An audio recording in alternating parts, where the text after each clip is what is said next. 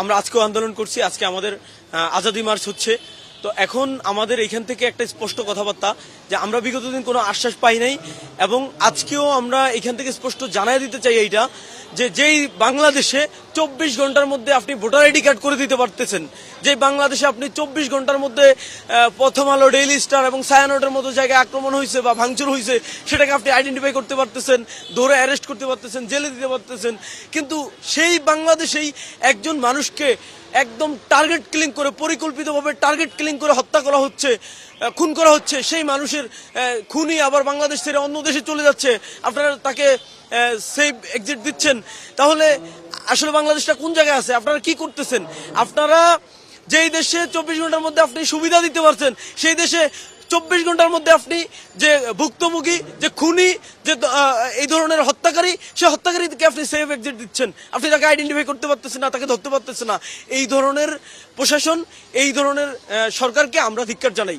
আমরা স্পষ্ট বলে দিতে চাই যে আপনি কোথাও যাইতে পারবেন না, আপনি এইখানেই বসে থাকতে হবে, এইখানে বসে থেকে আপনাকে এই বিচার করে তারপরে যেতে হবে।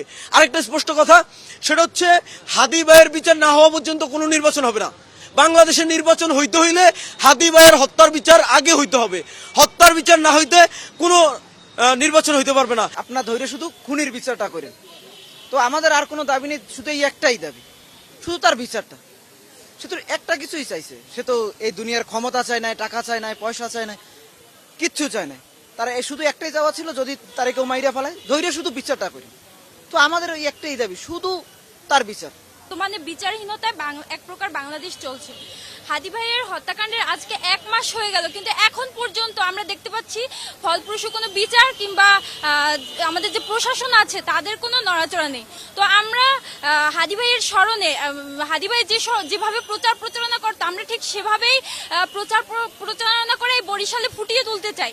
এবং আমরা জানান দিতে চাই যে হাদি ভাইয়ের যতক্ষণ না পর্যন্ত হাদি ভাইয়ের হত্যাকাণ্ডের বিচার হবে, ততক্ষণ পর্যন্ত আমরা এই কাজ অব্যাহত থাকবো, আমাদের এই কর্মসূচি অব্যাহত থাকবে। বরিশালের ছাত্র জনতা ঘুমিয়ে যায়। ওসমান হাদি হত্যার আজকে 1 মাস হয়ে গেছে, এখন পর্যন্ত হত্যাকারীদের বিচার আওতায় নিয়ে আসতে পারে নাই।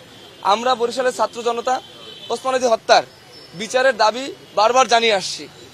আমরা চাই না বাংলাদেশে বিচারহীনতার সংস্কৃতি চলুক, আমরা বিচারহীনতার সংস্কৃতিকে কবর দিতে চাই।